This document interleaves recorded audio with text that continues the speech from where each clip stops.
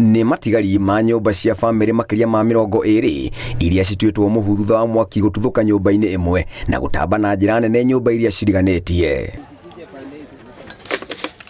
Kũringana na aikari, mũtino ũyũ ũrambĩrĩirie mathaa ma mĩaraho na mageria mao ma kũhoria matinagĩa na umithio, kuona gũtirĩ kĩndũ kĩrahonokirio. Wakati hawa wataenda, watakula wapi? Watoto watavaa aje? Juu manguo zimepotea na hiyo moto. Aikari nĩ matetetie kambuni ya maĩ ya Isiolo, makiuga korwo kũrarĩ na maĩ nĩ mangĩrahotire kũhoria, kuona makoretwo matarĩ na maĩ kwa ihinda rĩa ciumia 2. Area iko na shida sababu hata wananchi wenyewe wangeweza kujisaidia kuzima hii moto, lakini hakuna maji, mifereji maji karibu wiki 3 maji hakuna area hii.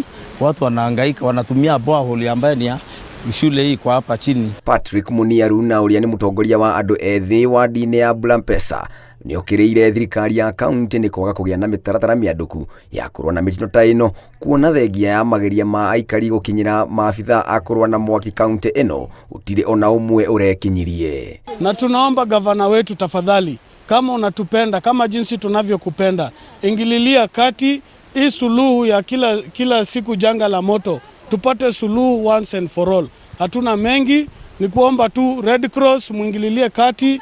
Tunaomba MCA, tunaomba MP wetu, tunaomba gavana wetu, tafadhali tunahitaji msaada wa dharura. Aikari nĩ moritie gavana wa kauntĩ ĩno Abdi Guyo gwetha kĩhonia gĩa gũtũũra rũhonge-inĩ rwa kũrũa na mĩtino ya mwaki.